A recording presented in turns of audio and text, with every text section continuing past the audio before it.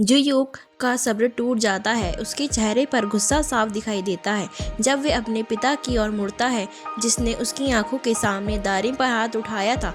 कमरे का माहौल भारी और तनाव से भरा हुआ है। उसके पिता सख्त लहजे में पूछते हैं कि क्या जुयूक को सच में पता था कि दारिम की नौकरी झूठे आधार पर हुई थी।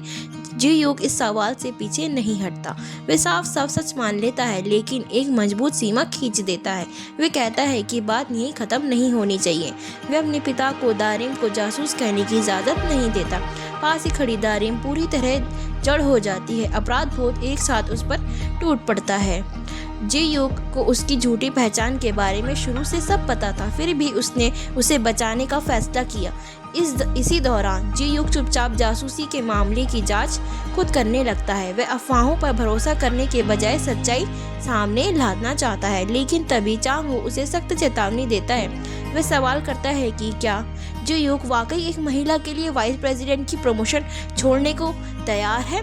वे जॉइंट वेंचर को खतरे में डालने के लिए तैयार है। वे उसे समझाता है कि प्रतिस्पर्धी कंपनी एक नए प्रोडक्ट की जानकारी लीक होना एक सच्चाई है और मामला उतना हल्का नहीं है जितना भी जुयूक मान रहा है। इसके बाद हालात और बिगड़ जाते हैं। जुयूक को बचाने के लिए दारिम एक बेहद कठोर फैसला लेती है। वह आगे आकर सारा दोष अपने ऊपर ले लेती है और दावा करती है कि उसी ने नए प्रोडक्ट की जानकारी प्रतिद्वंदी कंपनी को लीक की थी।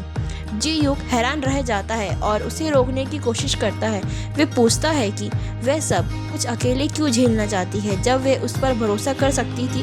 आंसुओं के साथ दारिम जवाब देती है कि बात इतनी आसान नहीं है, क्योंकि वह दोनों कौन है और किस पद पर हैं, ये सब कुछ बदला देता है। टूट चुकी दारिम अपनी माँ की बाहों में रो पड़ती है। उसके फैसले का बोझ आखिरकार बाहर आ जाता है। बाद में जब जुयूक उससे मिलने आता है तो दारिम खुद को मजबूत बनाती है और वही फैसला सुनाती है जो उसे लगता है कि जुयूक को सबसे ज़्यादा सुरक्षित रखेगा।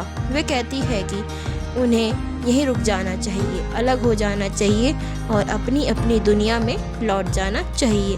वह कहती है यही उसकी आखिरी हद है और इससे आगे वह उसके साथ नहीं चल सकती।